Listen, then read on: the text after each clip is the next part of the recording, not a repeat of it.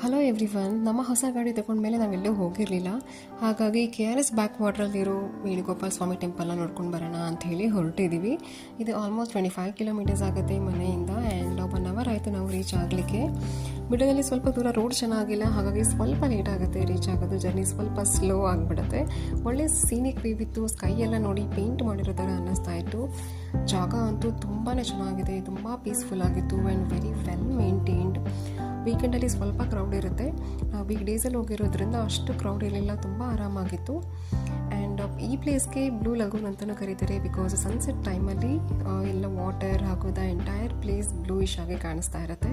Place ನೋಡಿ ಎಷ್ಟು ಚೆನ್ನಾಗಿ ಮೇಂಟೈನ್ ಮಾಡಿದ್ದಾರೆ, ತುಂಬಾ ಚೆನ್ನಾಗಿದೆ. ಇಲ್ಲಿ ಕಲ್ಲಿನ ರಥ ಇದೆ, ಹಾಗೂ ಒಳಗಡೆ ವಿಷ್ಣುವಿನ ಎಲ್ಲ ಅವತಾರದ್ದು ವಿಗ್ರಹ ನೋಡ್ಬೋದು, ಅಷ್ಟಲಕ್ಷ್ಮಿಯ ವಿಗ್ರಹಗಳು ಕೂಡ ನೋಡ್ಬೋದು. ಮಸ್ಟ್ ವಿಸಿಟ್ ಪ್ಲೇಸ್ ಅಂತಲೇ ಹೇಳ್ತೀನಿ. ನಾವು ಸ್ವಲ್ಪ ಹೊತ್ತು ಒಳ್ಳೆ ಟೈಮ್ ಸ್ಪೆಂಡ್ ಮಾಡಿ ನಾವು ಅಲ್ಲಿಂದ ಆರಾಮಾಗಿ ಹೊರಟ್ವಿ. ಬಾಯ್ ಬಾಯ್.